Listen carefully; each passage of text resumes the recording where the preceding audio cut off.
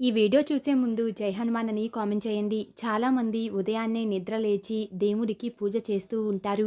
హిందూ సంప్రదాయంలో దీపారాధన జరిగే ప్రదేశంలో లక్ష్మీదేవి స్థిర నివాసం చేస్తుందని, దీపం లేని ఇల్లు కళావిహీనమై లక్ష్మీ స్నానం అవుతాయని పెద్దలు అంటూ ఉంటారు. కాబట్టి మీరు పూజ చేసేటప్పుడు ఈ తప్పులు చేస్తే మాత్రం మీకు పూజ చేసిన ఫలితం ఉండదు. పూజ చేసేటప్పుడు పొరపాటున కూడా ఏ తప్పులు చేయకూడదో ఈ వీడియోలో తెలుసుకుందాం.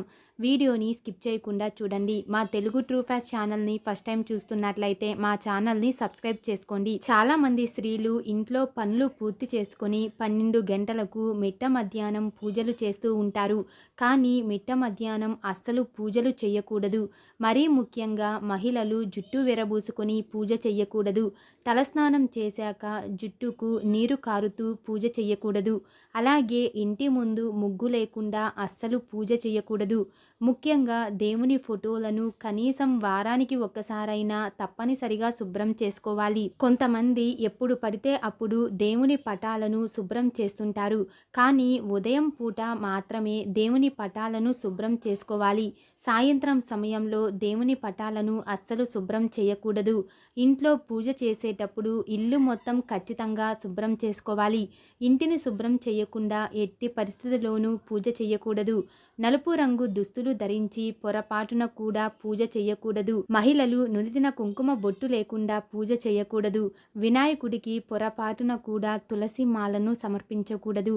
మీ కోరికలు వెంటనే నెరవేరాలి అంటే వినాయకుడికి గరిక మాలను సమర్పించండి. ఇలా చేస్తే మీరు కోరుకున్న కోరికలు త్వరగా నెరవేరుతాయి. దేవుని పటాలకు కుంకుమ బొట్లు ఒక్కటే పెట్టి పూజ చేయకూడదు. దేవుని పటాలకు తప్పనిసరిగా పసుపు లేదా గంధం రాసి కుంకుమ బొట్లు పెట్టుకోవాలి. పూజ గదిని శుభ్రం చేసేటప్పుడు పొరపాటున కూడా చీపురును వాడకూడదు. పూజ గదిని శుభ్రం చేయటానికి ఏదైనా వస్త్రాన్ని వాడడం మంచిది. ముఖ్యంగా మంగళవారం రోజు దేవుని పటాలను శుభ్రం చేయకూడదు. నీళ్లతో కడిగిన పూలను దేవుడి పూజలో ఉపయోగించకూడదు అని పండితులు చెబుతున్నారు. స్నానం చేయకుండా దేవుడికి నైవేద్యం తయారు చేయకూడదు. అలాగే స్నానం చేయకుండా దేవుడికి సమర్పించే పూలు కొయ్యకూడదు. వాసన చూసిన పూలను పూజలో దేవుడికి సమర్పించకూడదు. కింద పడిన పూలను కూడా పూజలో వాడకూడదు. టీవీ చూస్తూ ఇతరులతో మాట్లాడుతూ పూజ చేయకూడదు. పూజ చేసేటప్పుడు మనసంతా దేవుడిపైనే పెట్టాలి. ముళ్ళు కలిగిన పూలు, రెక్కలు తెగిన పూలు దేవుడికి వాడకూడదు. దీపాన్ని వెలిగించేటప్పుడు నేరుగా అగ్గిపులతో వెలిగించకూడదు. ఏకహారతి ఉపయోగించి కానీ, కర్పూరం ఉపయోగించి కానీ దీపాన్ని వెలిగించడం ఉత్తమం. ముఖ్యంగా నిలబడి పూజ చేయకూడదు. ఇంట్లో పూజ చేసేటప్పుడు నిమ్మకాయ దీపం పెట్టకూడదు. దేవాలయంలో మాత్రమే నిమ్మకాయ దీపాన్ని పెట్టాలి. దేవుని పూజలో పెట్టిన పూలు ఎండిపోతే వాటిని వెంటనే తీసేయాలి. చినిగిపోయిన దేవుడి పటాలకు, మాసిపోయిన దేవుడి పటాలకు, రూపం కూడా కనిపించని దేవుడి పటాలకు పూజలు అస్సలు చేయకూడదు. ఒకవేళ ఇలాంటి పటాలకు పూజ చేస్తే ఎలాంటి ఫలితం ఉండదు. పూజ మందిరంలో ఉన్న పాత దేవుడి పటాలను పారే నీటిలో కానీ ఏదైనా దేవాలయంలో కానీ పెట్టాలి. అంతేకాని పాత దేవుడి పటాలను ఎక్కడ పడితే అక్కడ వేయకూడదు. ఉంగరపు వేలితో దేవుడికి కుంకుమ బొట్లు పెట్టకూడదు. మధ్య వేలితో మాత్రమే దేవుడికి కుంకుమ బొట్లు పెట్టాలి. ఒక్క వత్తితో దీపారాధన చేయకూడదు. వేరుశనగ నూనెతో దీపారాధన అస్సలు చెయ్యకూడదు. దక్షిణ ముఖంగా దీపం వెలిగించకూడదు. అగరవత్తులను దీపారాధన నుండి వెలిగించకూడదు. శివుడికి ఎట్టి పరిస్థితుల్లో ఎర్రటి పుష్పాలను సమర్పించకూడదు. శివుడికి పసుపు రంగు పూలు సమర్పిస్తే మీరు కోరిన కోరికలు ఖచ్చితంగా నెరవేరుతాయి. దేవుని ఫోటోలను మంగళవారం, శుక్రవారం రోజు శుభ్రం చేయకూడదు. కేవలం శనివారం రోజు మాత్రమే దేవుని ఫోటోలను శుభ్రం చేయాలి. శనివారం రోజు పూజ చేసేవారు బియ్యపిండితో ప్రమిదను తయారు చేసి నువ్వుల నూనెతో దీపాన్ని వెలిగిస్తే మీ ఇంటికి చాలా మంచి జరుగుతుంది. చినిగిన బట్టలు ధరించి పూజ చేయకూడదు అని పండితులు చెబుతున్నారు. ఎందుకంటే చినిగిన బట్టలు ధరించి పూజ చేస్తే పేదరికం వస్తుంది. స్టీల్ ప్రమిదల్లో ఎట్టి పరిస్థితుల్లో దీపారాధన చేయకూడదు. దీపారాధన చేసే ప్రమిదను వట్టి నేలపై పెట్టకూడదు. ఒకవేళ ఇలా చేస్తే దీపాన్ని అగౌరవపరిచినట్లు అవుతుంది. కాబట్టి ప్రమిద కింద తమలపాకు కానీ, మందార పువ్వు కానీ, చిన్న ప్లేటు కానీ తప్పనిసరిగా పెట్టాలి. చాలామంది పూజ చేసేటప్పుడు పూజా మందిరంలో ముగ్గు వెయ్యరు. కానీ మీరు చేసిన పూజకు రెట్టింపు పుణ్యఫలితం లభించాలంటే పూజా మందిరంలో తప్పనిసరిగా అష్టదళ ముగ్గు వెయ్యాలి.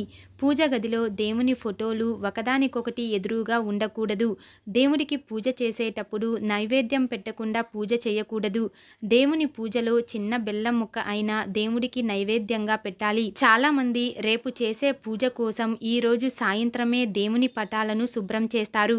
కానీ అలా అస్సలు చేయకూడదు. ముఖ్యంగా చాలామంది అగరవత్తులను, ధూపాలను పొగ రావాలని నోటితో ఊదుతుంటారు. కానీ అలా అస్సలు చేయకూడదు. పూజా సామాగ్రిని శుభ్రం చేయటానికి సెపరేట్గా సబ్బు పెట్టుకోవాలి. అంతేకాని పూజా సామాగ్రిని శుభ్రం చేయడానికి, ఇంట్లోని వస్తువులను శుభ్రం చేయటానికి ఒకే సబ్బును వాడకూడదు. దేవుడికి పెట్టే నైవేద్యాన్ని స్టీల్ ప్లేట్లో లేదా ప్లాస్టిక్ ప్లేట్లో దేవుడికి సమర్పించకూడదు. నైవేద్యాన్ని తమలపాకులో పెట్టి దేవుడికి సమర్పిస్తే మీకు దేవుని అనుగ్రహం ఖచ్చితంగా లభిస్తుంది. దేవుడికి పెట్టిన నైవేద్యాన్ని పొరపాటున కూడా పడేయకూడదు. పూజ పూర్తయిన వెంటనే దేవుడికి పెట్టిన నైవేద్యాన్ని ఇంట్లోని కుటుంబ సభ్యులందరూ తప్పనిసరిగా స్వీకరించాలి. ఇలా చేయడం వల్ల దేవుని అనుగ్రహం ఎల్లప్పుడూ మీ కుటుంబంపై ఉంటుంది. పూజ గదిలో ఎల్లప్పుడూ అక్షింతలు ఉండేలా చూసుకోండి. మీరు బయటకు వెళ్ళిన పని దిగ్విజయంగా జరగాలి అంటే పూజ గదిలోని అక్షింతలను మీ ఇంట్లోని పెద్దవారి చేత మీ తలపైన వేయించుకొని ఆశీర్వాదాలు తీసుకోండి. ఇలా చేయడం వల్ల మీరు బయటకు వెళ్ళిన పని ఎటువంటి ఆటంకాలు లేకుండా విజయవంతంగా పూర్తి అవుతుంది. తదాస్తు దేవతలు ఎక్కువగా యజ్ఞాలు, యాగాలు, పూజలు జరిగే చోట సంచరిస్తూ ఉంటారు. కాబట్టి సాయంత్రం చేసే పూజలకు చాలా శక్తి ఉంటుంది. సాయంత్రం సమయంలో 6 గంటల నుండి 7 గంటల మధ్యలో పూజ చేసి దేవుడికి నమస్కరించి మీ మనసులో ఏది కోరుకున్నా తదాస్తు దేవతల అనుగ్రహం వల్ల మీ కోరికలు వెంటనే నెరవేరుతాయి. సాయంత్రం చేసే పూజ 1000 రెట్లు ఎక్కువగా పుణ్యప్రాప్తిని ఇస్తుంది అని వేద పండితులు చెబుతున్నారు. అలాగే తదాస్తు దేవతలు తిరిగే సమయంలో దేవాలయాలకు వెళ్తే ముక్కోటి దేవతల అనుగ్రహం పొందవచ్చు అని పండితులు చెబుతున్నారు. ఈ వీడియో మీకు నచ్చినట్లయితే లైక్ చేసి షేర్ చేయండి. ఇలాంటి మరిన్ని అప్డేట్స్ కోసం మా ఛానల్ని సబ్స్క్రైబ్ చేసుకోండి.